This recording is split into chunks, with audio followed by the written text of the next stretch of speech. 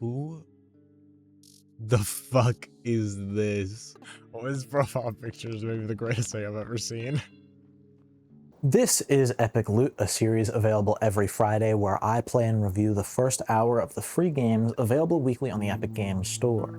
Not sponsored, by the way. I'm in it quite literally for the love of the game. At the time of this recording, this will be released on August 14th, 2026. So if you're watching sometime before the next game drop on the 20th, then you'll have plenty of time to go and pick up today's topic.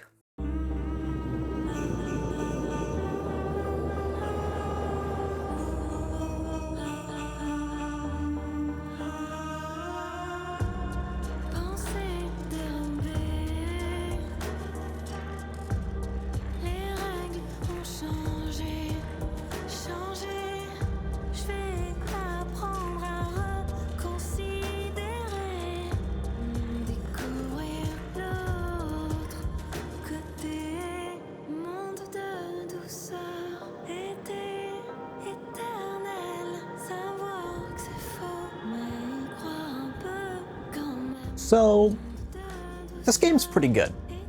As you can tell, the art and music are both pretty great. I think stylistically this game hits a pretty cozy spot. It's very charming. A lot of the designs, as you'll come to see as I show examples, are... Oh my god.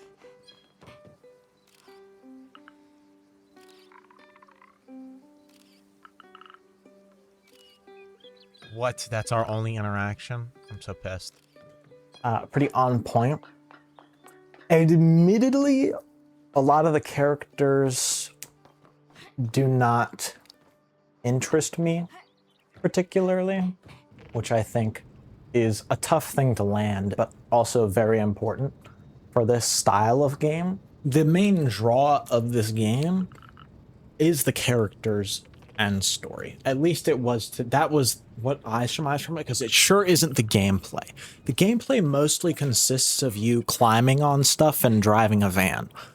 There aren't really puzzles that I encountered in the first hour. I was surprised to even encounter a tutorial, to be honest.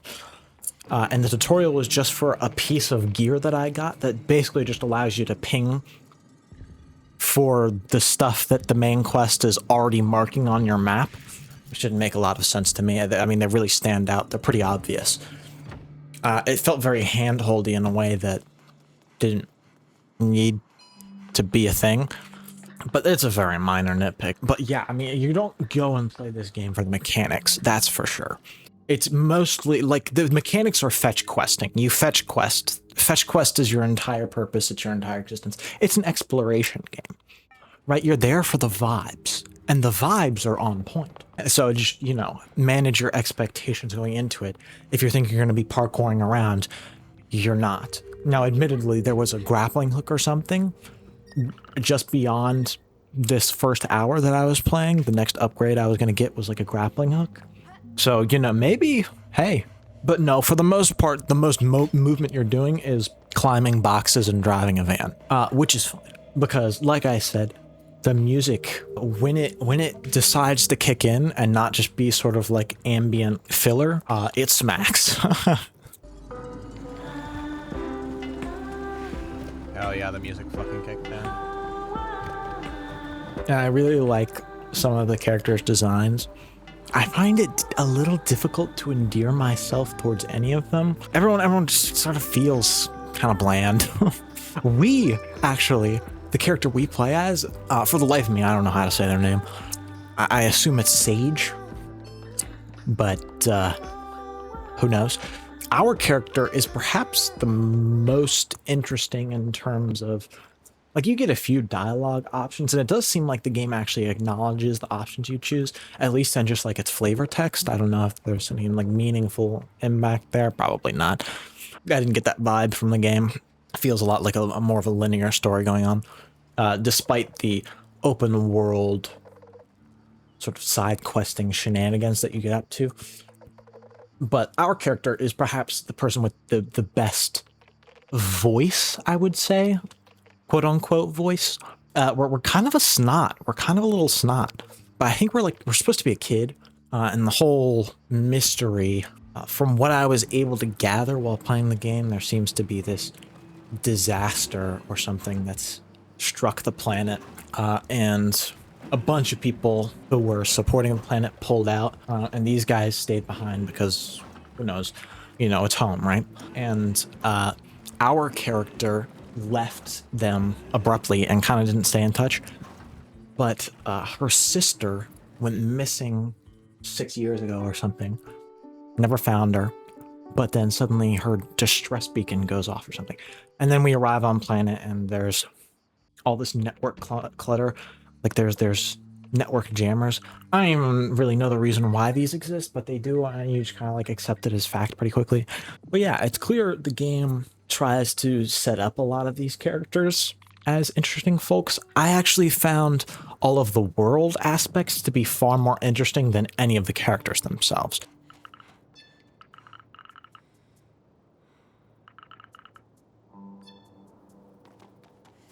It's crazy. When they decide to die. Kind of cool, though.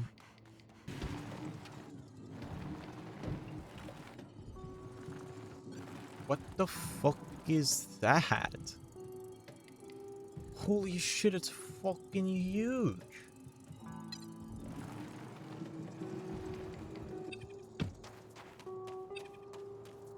What the hell do I do about that? Alright. Cool. There's a lot of cool lore stuff going on regarding the planet you're on, and little hints at the disaster and the mystery behind it all. And it does this thing in the linear story where it kind of shoves this mysterious cloaked figure with a funny hat. This motherfucker. Looking like he's straight out of Journey. And you see this person while doing the main quest a bunch too. And I literally caught them despawning while they were trying to like aura farm on me or something. I don't really know what their deal is. It's not been revealed in the first hour of gameplay, but you see them like take pictures and generally stalk you. That person is still more interesting than most of the townspeople I talk to. I know it sounds like I'm being perhaps overly critical of this game. I did like it, to be clear. Just, you know, not enough to probably play a second hour. But hey, that's mostly because I tend to be a fairly gameplay oriented gamer, and this game does not have the play. The most interesting moments I had during this game was when I was uncovering fun lore stuff in the world and like soaking up the environment. And it seems like a fairly small world. I feel like I touched on almost every part of the map fairly quickly in that first hour. Like there was obviously a lot of stuff that I couldn't get to because I hadn't gotten the right unlocks. It's like a weird exploration Metroidvania. I find it very difficult to get into games like these. And yet, by just telling myself, okay, I have to play the first hour, like I did enjoy the first hour once I was actually sitting down and playing the game. It would never be something I would get on my own, which I think is the fun part about the free Epic games, is that you get to try things out, getting out of your comfort zone a little and playing something you wouldn't normally, but you know, it's free, so why not give it a shot? And I found it to like this. It's again, like I've got my gripes about it, but it's more so the reasons I listed are the things I would want to see focused on more to get me as a player to be more invested in the game, right? If the characters came off a little more strongly in this game where like half of the gameplay is just running fetch quests for them, I want more than just like 3 lines of dialogue. Like there has to be some more characterization for me to really grow attached to them. Like one of the fun things I liked was that there's this kid that just screams about cheese constantly. And I found this plushie on a roof somewhere and I could add it to his bed. So that was kind of cool. The fact that kid has more characterization than a lot of these randos. And maybe it's just because like I didn't care enough about any of the world yet. This again does seem like one of those games where you have to invest your interest. I had a bit to say about this at the end of my playthrough, so I'll just sort of patch that through. Personally, not all too invested in it, but I am curious. I think if I put another hour into it, I love the soundtrack and I love the art style. That's just, you know, in a story game. If people aren't interesting enough, I just don't care. There's definitely a lot of cool designs, but I don't think that necessarily makes for cool characters. I'm just gonna like drive out this way as I talk and see how far it lets me go.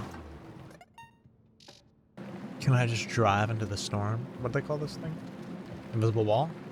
No. Interesting. Alright.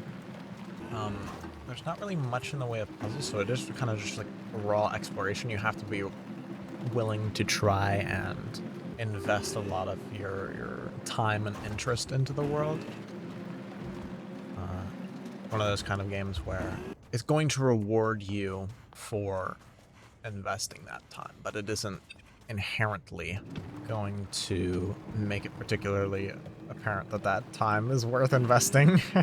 But those games can be the most rewarding if you actually stick with them.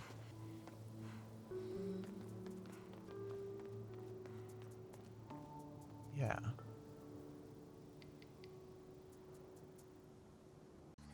It's worth a go. Maybe you'll connect more with it. That's the kind of fun thing about story games, is that everyone can have a different experience with them. And I happen to connect more with the story that was going on, that was not being unraveled fast enough for me to continue to have interest in it. As opposed to the characters, which it seems to focus a lot more heavily on, but really didn't land for me. I would say give it a whirl if you're looking for, again, amazing soundtrack and visuals. If you're seeing any of the footage here and it piques your interest, definitely give it a whirl.